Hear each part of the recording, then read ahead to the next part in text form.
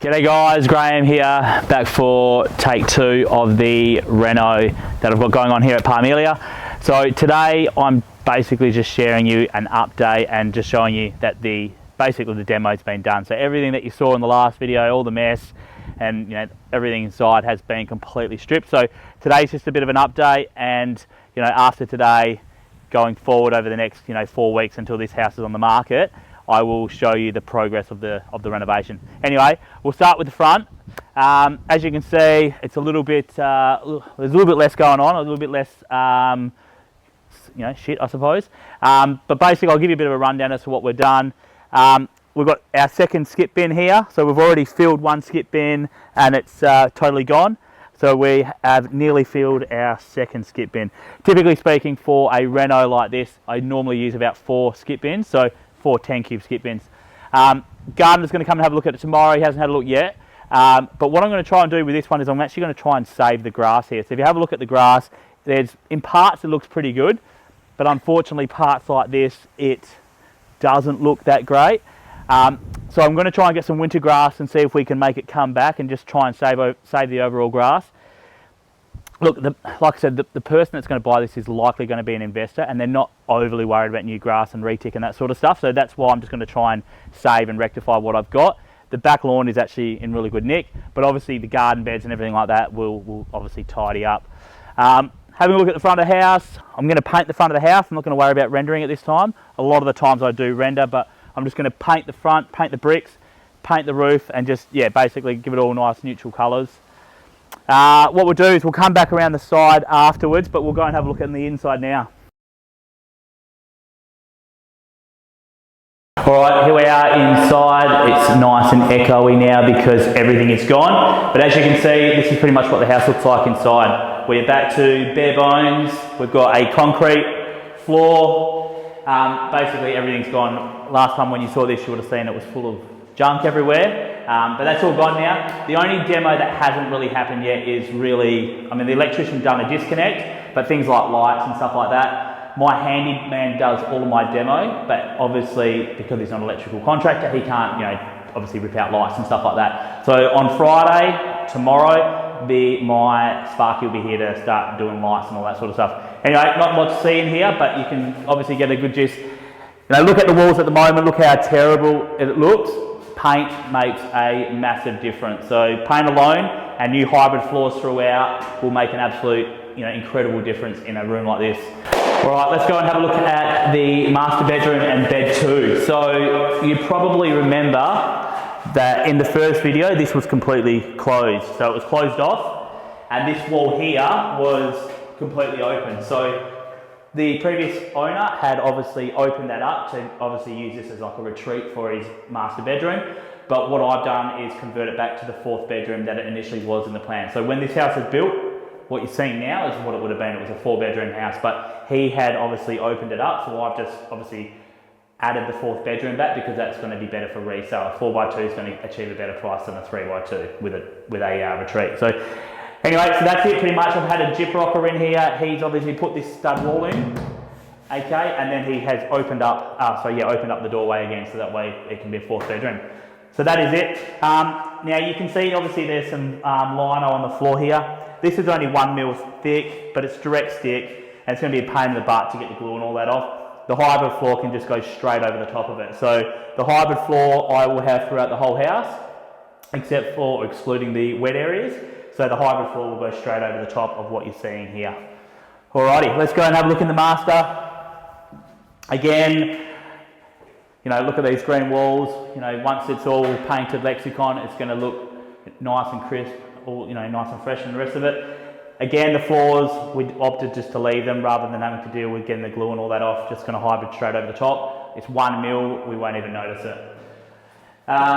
Ensuite, tiny little ensuite. Have a look, Tyler's done complete demo. So other than my handyman does most of my demo, but in the bathrooms or in the wet areas, my Tyler does the demo. So the green stuff that you can see, that's actually the waterproof. So all this green stuff, he's completely waterproofed the ensuite. So one little challenge that there's going to be for this particular property is that vanity is obviously because this bathroom is so narrow, most off-the-shelf vanities are not going to fit. So I'm going to have to, over the next day or two, try and source something. So not sure how I'm going to go. It's definitely not standard. So that's going to be a bit of a bummer.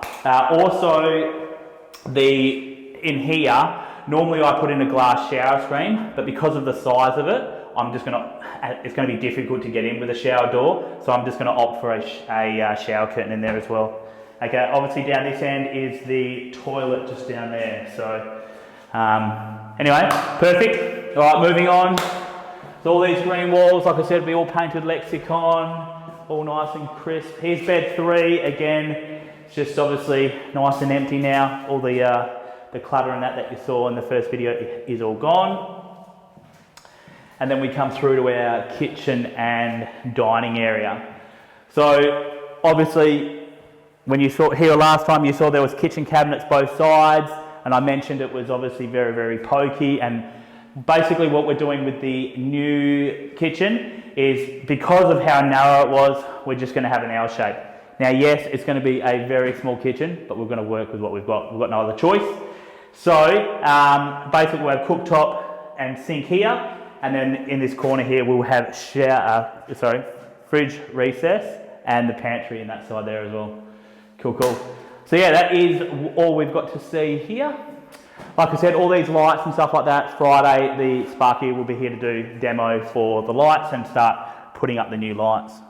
All right, as we move on, bed 4, very similar to bed 2 and 3. So again, hybrid going straight over the top, and yeah, obviously not much to do in the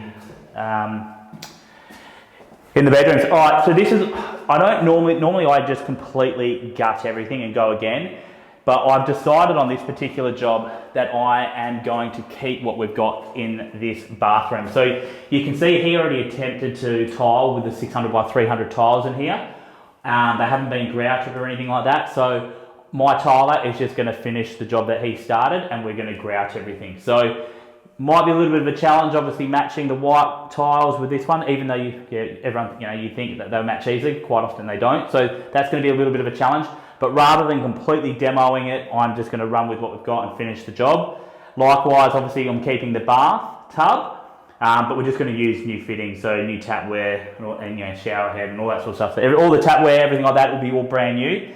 And as you can see, the tiler's already done, the rest of the demo in here, and he has waterproofed the entire floor here as well. So unfortunately, there's no light in here, so it's a little bit dark. Likewise, in the toilet, we have opted to keep it. So I'm just basically putting a new toilet seat on, because the toilet seat's a little bit dodgy. But apart from that, it looks like a pretty new toilet. And then obviously the tiling and that is all pretty good. So we're just gonna obviously clean it up, paint it, and be done with it. And then we've got the laundry, again, completely gutted.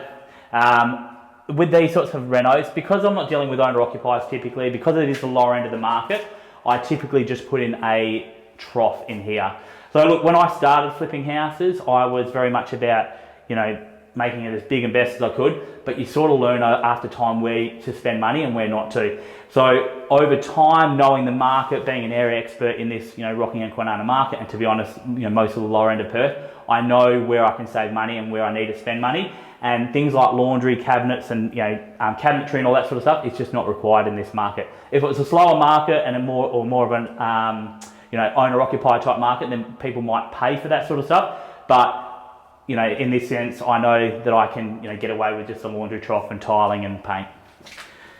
All right, as we step outside, okay, so you can probably see there's a fair bit of clutter and all that gone now.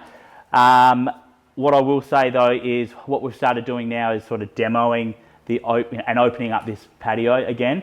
So if you remember, like this for example here is all going to go. So the guy that was living here did a lot of DIY stuff, and to be honest, it wasn't of a great standard. So all that's going to go. Likewise, this shade cloth and everything like that, that is all going to be gone. I'll keep these things here and just turn them into little garden beds, and then obviously the gardener can just all neaten it all up and that sort of stuff. But likewise over here, this will be all opened up again. We'll get rid of this heater here, or fire, or whatever you want to call it. Open all this up again, And then likewise on that side there, we will, get rid of that. And then what I'll do is I'll just paint everything just to make it look nice and fresh and crisp. Anyway, let's have a look at the shed over here. So we can see obviously that it's blue and white. So I think I mentioned in the first video, I will obviously just finish that off so it all looks the same.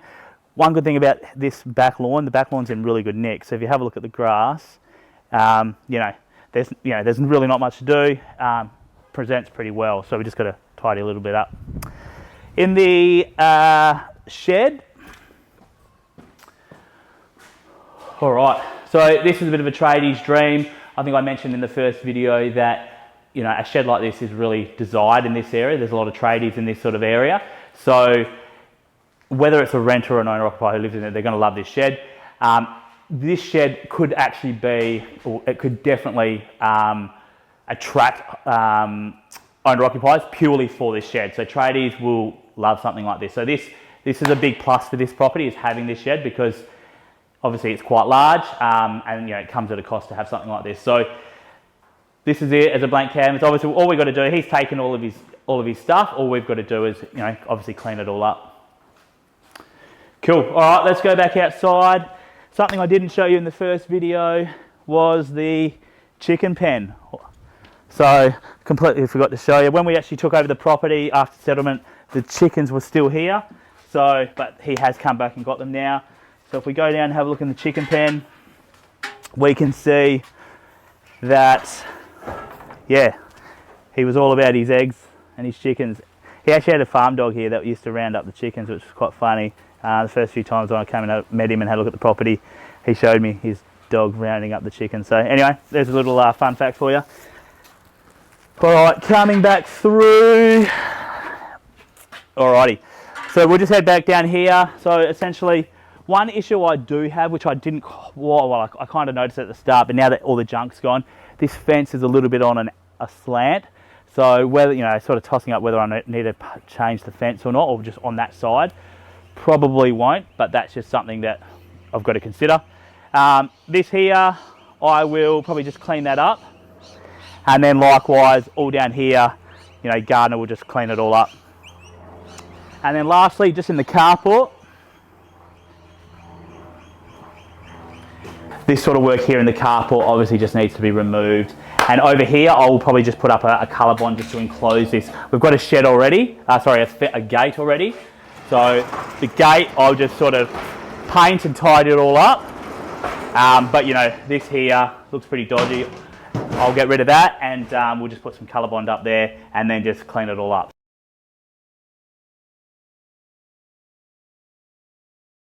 Alright guys, so I'm just going to give you a quick rundown as far as where to from here. So basically, I settled obviously a week ago. Demo, as you can see, is pretty much done now. So what's actually going to happen next is I've actually got the plumber coming today. He will do setup for us, okay? And then once he's done that, we will have the tiler can come back and obviously finish tiling and the wet areas and that sort of stuff. Like I said, I've also got on Friday the Sparky will come and start doing lighting and all that sort of stuff. One little hint, or one little tip I should say, with Sparkies, it's better that they're on site when nobody else is, because normally they've got to turn off the power. So he's here on Friday, likely be here on his own. And something a little bit different about this property versus the way I normally do it is normally after the setup, so obviously plumber setup, normally the cabinetry can go in straight away. But in this instance, my cabinetry for my kitchen can't go in until the 13th. So I'm going to, rather than waiting and wasting time, I like to get my renos done in 4 weeks and move on. So this one, like I said, will be on the market in 4 weeks, but because I can't put my cabinetry in straight away, what I'm going to do is my flooring guy's just going to, my handyman, he's just going to move in and do the flooring straight away. So he's going to start laying the hybrid. A lot of people would normally do their hybrid floor last, so after everything's done, the painting's done and that. But in my situation, all my team know each other really well. They work really well with each other. So quite often my flooring will go in early because my handyman, once he's finished doing all of his odd jobs and that sort of stuff, he will obviously then come in and lay the flooring. So anyway, so it's going to be a bit back to front, this video, or this renovation I should say, in the order of what I normally do things, but you're still going to see the progress. And like I said previously on the previous video, there's going to be a few more of these videos. So I'll try and aim for maybe another 3, maybe one every week just to show you the progress. So I'll show you another one once the tiles and that are all done, and then another one once the kitchen goes in, and so on. So that's the plan. I'll keep you updated with it. I do also have another reno starting in, I think, about 8 or 9 days. That one's in Rockingham. It's only about 10 minutes south from here. Again, I'll be doing videos just like this, sharing the renovation journey so you can see from start to finish how it all works. Thank you, guys.